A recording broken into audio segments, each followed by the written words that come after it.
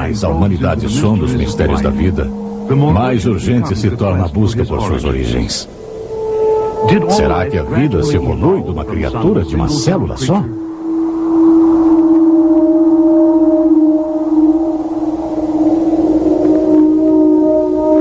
Podem os lentos processos do passar do tempo e do acaso criar novas espécies? Ou os fatos da ciência se encaixam melhor com a ideia que um supremo criador fez os animais de vários tipos básicos e os projetou para que se reproduzissem de acordo com suas variedades, mas com um potencial genético embutido, permitindo uma vasta variedade por meio de um processo seletivo da procriação de cada espécie? Será que a história dos seres viventes deve ser representada por uma só árvore evolucionária que indique um único ancestral para todas as vidas? Ou por toda uma floresta de árvores, representando cada tipo original diferente e cada um com grande potencial de variação?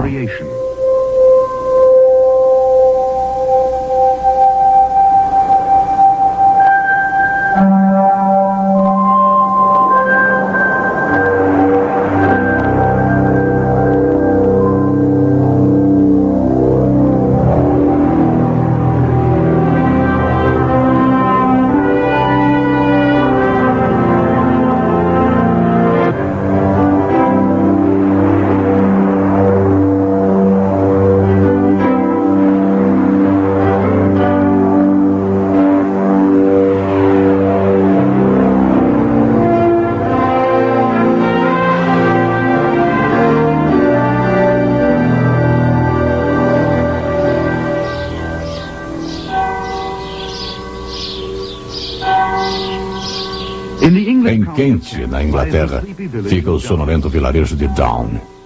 Se não fosse por um homem famoso que viveu lá, nós nunca iríamos ouvir falar do lugar. O vilarejo poderia ter repousado sobre seus pastos verdejantes e sobre suas velhas árvores.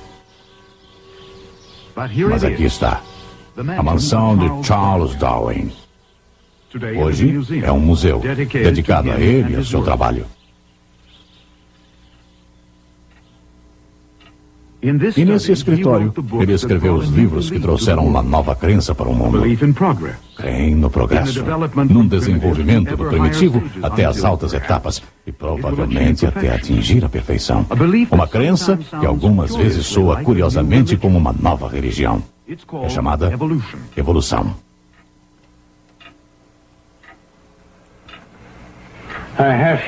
Eu tenho aqui a primeira cópia editada do livro A Origem das Espécies de Charles Darwin, publicada em 1859. O livro causou um alvoroço enorme em todas as partes da Terra quando foi lançado. Mas, ora, quem foi Charles Darwin? Charles Darwin foi um senhor inglês.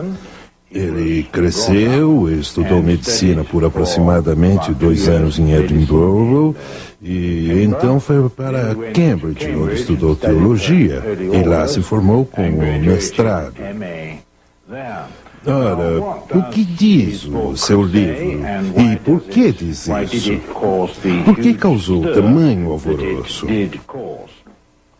Bem, Darwin dedicou-se a provar que a vida dos animais e das plantas passaram por pequenas variações que estão ligadas ou são causadas pelo meio ambiente e que essas pequenas mudanças na biologia humana e na biologia dos animais e das plantas são herdadas.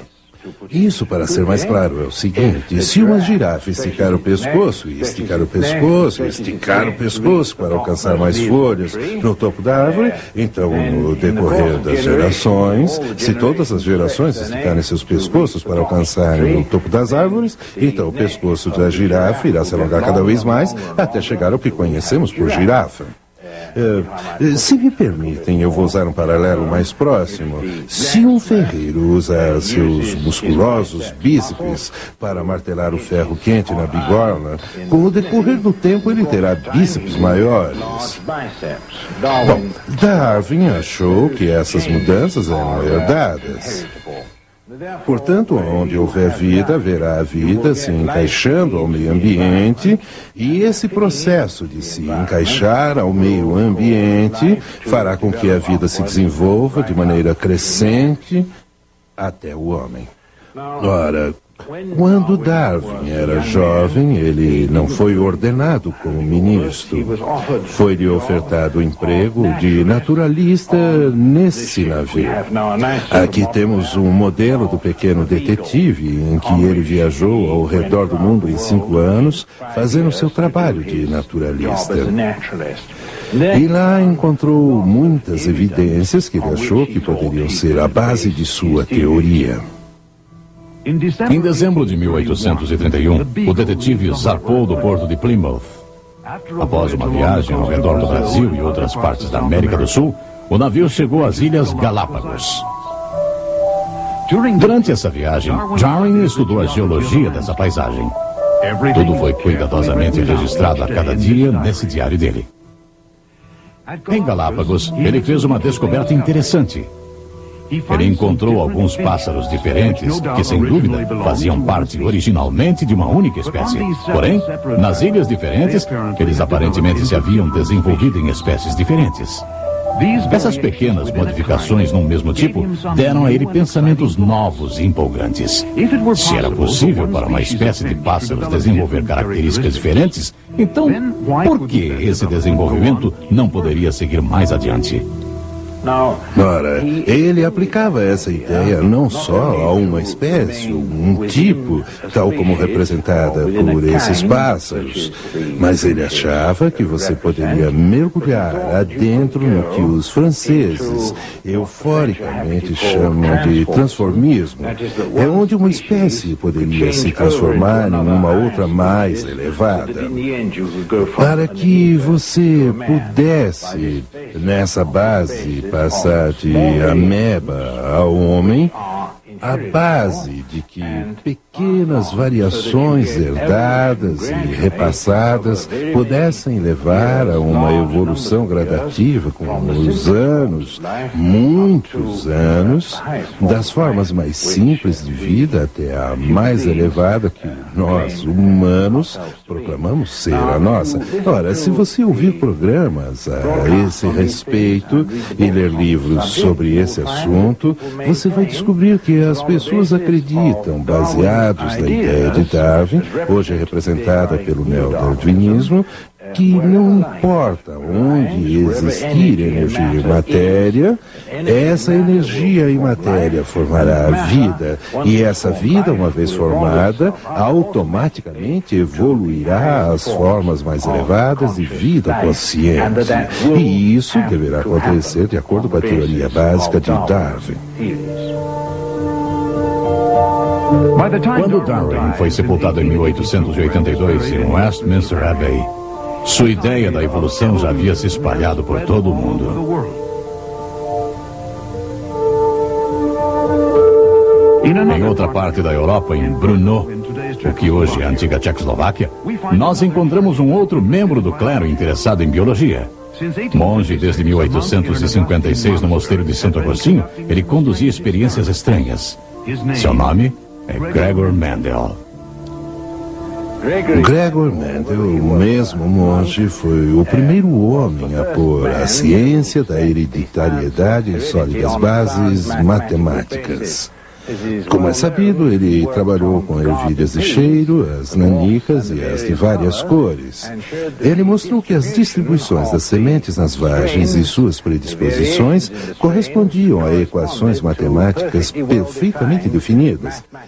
Se seu trabalho não tivesse sido esquecido por praticamente 50 anos até a virada do século, foi publicado, é claro, num jornal científico obscuro e ninguém deu a mínima. Mas se seu trabalho matemático da hereditariedade tivesse sido levado ao conhecimento público, teria evitado o enorme volume de especulações que ocorreram mais tarde sobre a origem das espécies.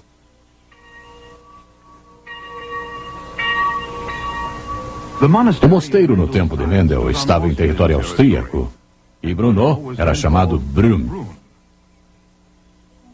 Aqui, num pequeno pedaço de terra, ele cultivou as ervilhas.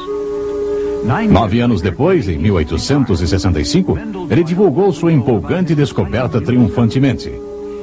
Ele estava certo de que, baseado nas experiências com as ervilhas, você poderia prever quantas qualidades diferentes seriam herdadas pelas gerações posteriores. Qualidades herdadas não desaparecem, nem quando cruzadas com variações diferentes.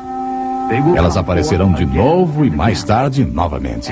E é possível prognosticar quando e até quais. A sociedade científica não se impressionou na época. E Mendel faleceu em 1884 sem muito reconhecimento por seu trabalho. Ora, o que realmente são as famosas leis de hereditariedade de Mendel? Pegue uma flor vermelha e uma amarela. Elas se apaixonam, se casam e têm filhos. 4 lindas flores vermelhas. Essas 4, em seu devido tempo, também têm filhos. 3 lindas flores vermelhas. Mas veja, uma flor amarela. Perfeitos pais vermelhos e uma criança amarela. Como isso pode ser possível? Vamos verificar os genes para encontrar a solução. Cada um dos avós vermelhos e amarelos tem genes da mesma cor. Seus filhos herdaram o gene de cada pai, portanto possuem um vermelho e um amarelo. Mas, porque o vermelho é dominante, suas cores são vermelhas. A história continua. Esses também têm seus filhos. E novamente um gene de cada pai é herdado. Então temos casais completamente vermelhos, casais misturados, e pares de genes completamente amarelos, e uma flor de amarelo puro. Contemplando as flores, vemos uma beleza verdadeira. Cores incríveis e formatos encaixados num arranjo tão maravilhoso que é impossível alguém negar a admiração profunda pelo poder criativo e inteligente daquele que no terceiro dia ordenou a existência.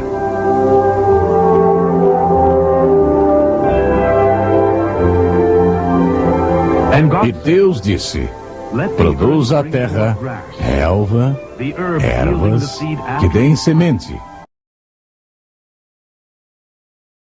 frutíferas que deem frutos segundo o seu gênero, e cuja semente esteja nele sobre a terra. E assim se fez. E viu Deus que isso era bom. Ora, o que vem a ser um gênero? Na vida, encontramos vários gêneros de espécies. Portanto, vamos mudar a questão para o que uma espécie vem a ser, pode ser bem complicado. Os especialistas chamam de espécie um grupo ou pool de genes interreprodutores. O que querem dizer com isso é que cada gênero ou espécie tem uma cópia de projeto para seu tipo básico.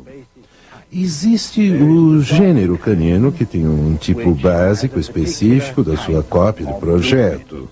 Existe o coiote, que pertence a ele, existe o lobo, existe o São Bernardo, o pequinês, o salsicha e todas as variedades de cachorro que temos. Ora, eles são diferentes uns dos outros, mas eles se cruzam um com o outro e, portanto, eles pertencem ao mesmo gênero ou ao mesmo pool de genes interreprodutores. Se as diferenças físicas não forem grandes demais, você pode pegar um São Bernardo e cruzá-lo com um pequinês. Ora, o gênero felídeo é semelhante. Para todos eles, tem uma forma básica da cópia de projeto de DNA tão semelhante que as muitas variedades de gatos, de acordo com as circunstâncias, se cruzam uma com a outra, pois suas moléculas DNA combinam ou se adaptam a combinar uma com a outra. Ora, se esse é o caso, então temos uma espécie. Como podem ver, É um termo bem difícil de definir. O importante é entender isso. É excessivamente dificultoso conseguir que um gênero se reproduza com um outro. Você não pode cruzar um gato com um cachorro, pois as moléculas DNA não têm a combinação básica, uma com a outra, para capacitar a reprodução. Porém, algumas vezes algo acontece nas moléculas DNA e nos cromossomos. Acontece uma alteração, uma que chamamos de mutação. Em 1886, um holandês chamado Hugo de Vries descobriu algo empolgante ao colecionar flores do campo. Ele já conhecia as azoenoteras comuns, mas aqui ele encontrou tipos desconhecidos da mesma família. Levou-as para casa e as reproduziu. Ele conseguiu tipos totalmente diferentes. Então publicou seus resultados em 1901 e 1903 com o título de A Teoria das Mutações. Durante esses mesmos anos, os resultados do trabalho de Mendel alcançou a atenção do público, mas pareceu tornar a teoria de Darwin da evolução gradual impossível. As mutações, de repente, se tornaram a nova magia que poderia superar o neo-darwinismo com suas sólidas barreiras entre as espécies diferentes.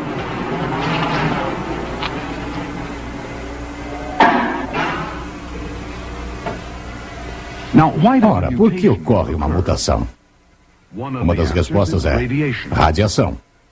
Aqui, por exemplo, usando raios-x, novos tipos de violetas africanas são reproduzidas por mutações deliberadas. Essas mutações, induzidas pela radiação e outros fatores, podem ocorrer tanto nas plantas como nos animais. Mas o que uma mutação realmente faz, mesmo quando elas parecem tão bonitas como essas aqui? Será que elas aperfeiçoam o gênero ou a espécie? A resposta é negativa. Vamos olhar um exemplo. O mosquitinho da fruta. O biólogo genético holandês Dr. Willem Wolveneu explica. Ora, o que significam essas mutações?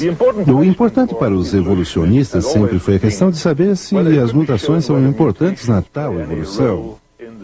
Porque os dois únicos mecanismos que são supostamente conhecidos para as tais evoluções são, em primeiro lugar, as mutações e, em segundo, a seleção natural, um processo da natureza na qual essas mutações são selecionadas. E as mutações favorecidas são acumuladas para que tenhamos gradativamente todos os tipos de animais. Ora, disso tudo que é verdade de acordo com os sólidos fatos da genética. Bem, o primeiro fato é que podemos realizar essas mutações bonitas no laboratório, porque nós as protegemos, somos bonzinhos para com elas e cuidamos delas. Mas esses pobres animais facilmente morreriam na natureza, pois todas essas mutações as danificaram. As mutações são danosas, perigosas por suas inconstâncias e frequentemente elas são simplesmente letais.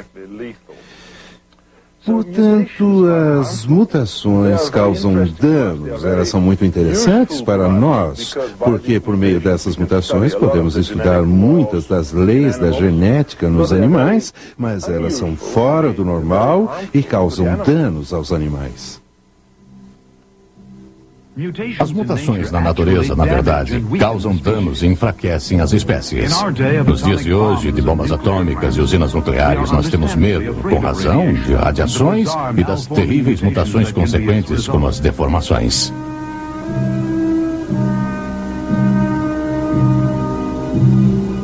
Mas será que a seleção natural pode favorecer pequenas mutações positivas e ajudá-las a se desenvolverem em novas espécies mais fortes? Ora, o que a seleção natural realmente faz? Vamos tomar alguns exemplos. Vamos dizer que você pegue um organismo que passou por um certo número de mutações e 95% dessas mutações foram negativas, isso é, são um incômodo para o organismo. Certamente a seleção natural vai eliminar, com o passar do tempo, aqueles organismos que são menos adequados a seus habitats. Se um homem contrai diabetes por perder algumas informações nos seus genes, até por mutação, então ele será menos capaz de competir com outras pessoas que são mais saudáveis, e o mesmo se aplica a todos no reino animal. Portanto, a mutação evita mesmo a deterioração dos espécimes, das espécies de um gênero. Ela restaura, estabilizando-os antes que prossigam para pior. Mas agora vamos ver por outro lado. Digamos que você consiga um organismo com uma mutação, 1%, 2%, melhor que a média. Portanto, ele tem uma vantagem. Ora, se um organismo tiver um tipo de vantagem, digamos que ele comece a desenvolver um olho, por exemplo. Uma minhoca começa a desenvolver um olho. Isso é, uma minhoca não tem olhos. É claro, ela só tem um ponto preto. Mas se essa minhoca começa a desenvolver, digamos, uma retina e tudo isso, então esse organismo com órgãos incompletos que se resultaram de uma mutação positiva serão incômodos até atingirem sua perfeição. Portanto, o que a seleção natural e a mutação farão juntas é evitar um desvio da espécie morro abaixo, degenerando-se. Mas nunca irá se preocupar com uma espécie que comece a tomar um desvio morro acima, aperfeiçoando-se. Porque a seleção natural cuidará que, digamos, minhocas melhores sejam produzidas, mas não minhocas que sejam metade outro animal. Por exemplo, metade cobras, ou metade anfíbios, ou coisa parecida. Porque eles estariam em desvantagem de acordo com a própria teoria de Darwin. Darwin achava que a seleção natural, a luta pela vida e a sobrevivência do mais forte causariam uma lenta, porém irresistível evolução de uma espécie a uma outra. De matérias sem vida para formas primitivas de vida. De formas primitivas a formas complicadas. De algas e amebas até chegarem a primatas e ao homem. Porém, Darwin estava definitivamente errado. A própria seleção natural evita que isso aconteça. A teoria inteira depende da ideia de que você não conseguirá, por acaso, um novo organismo produzido de uma vez, uma macromutação, mas você conseguirá pequenas mudanças.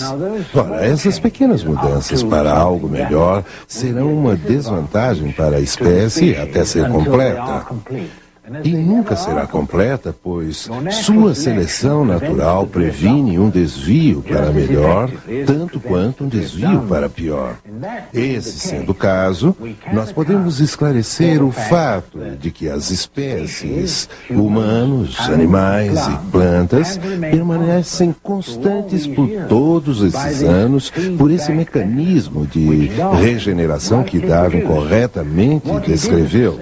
O que ele não notou é que isso previne um desvio, um lento desvio para melhor, tanto quanto um lento desvio para pior.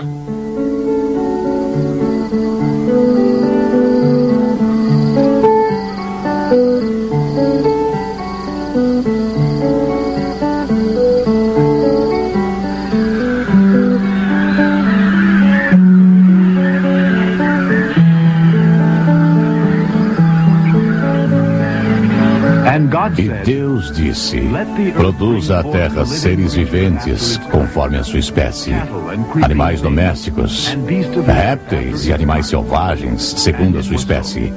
E assim se fez. E Deus fez os animais selvagens segundo a sua espécie, e os animais domésticos conforme a sua espécie, e todos os répteis da terra conforme a sua espécie. Ora, quando a Bíblia diz que Deus fez os animais e o homem e as plantas segundo a sua espécie, para se reproduzirem segundo a sua espécie, esbarramos contra uma verdade científica absolutamente básica, que é tão verdade hoje como era quando Moisés a colocou por escrito. Então Deus fez mesmo as redes de reprodução de genes constantes. Você pode variar dentro dela, mas não por fora dela, como uma certa composição musical de Mozart. Por mutações de pontos, por mudanças de pontos, não pode ser transformada numa fuga de Bach, ou não pode ser mudada em uma sonata de Mozart. Ela permanece constante. E é isso mesmo que a Bíblia diz sobre as espécies e gêneros que Deus fez. As leis que já descobrimos as estabilizam dentro de suas próprias fronteiras com perfeita rigidez. Então vemos que as leis e descobertas da genética fornecem forte apoio à criação. É também importante notar que os fósseis concordam com esses achados. O fato é que Darwin até disse que as evidências dos fósseis talvez fossem a mais séria objeção à teoria da evolução.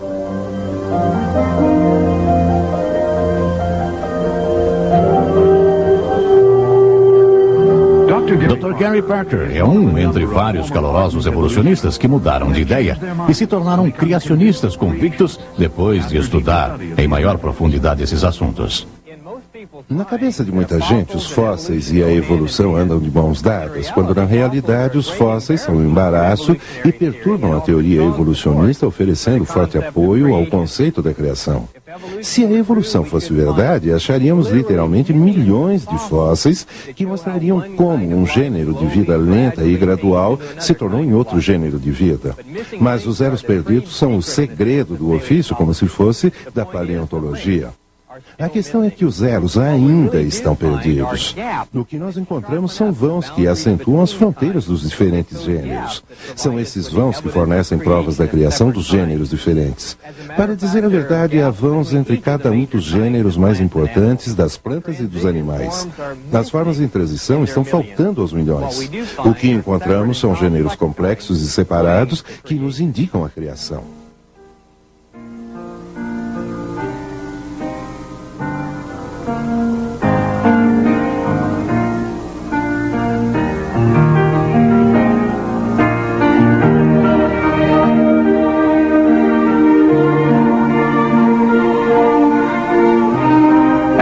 Darwin, no final de sua vida, ainda estava cheio de dúvidas e frustrado por suas próprias teorias, ainda curioso com as grandes questões da vida. Então, ele faleceu. Finalmente, para encontrar seu Criador, aquele que disse: povoem-se as águas de enxames de seres viventes, e voem as aves sobre a terra, sob o firmamento dos céus. E Deus então criou os grandes animais marinhos e todos os seres viventes que rastejam, os quais povoavam as águas segundo a sua espécie. E todas as aves segundo a sua espécie. E viu Deus que isso era bom.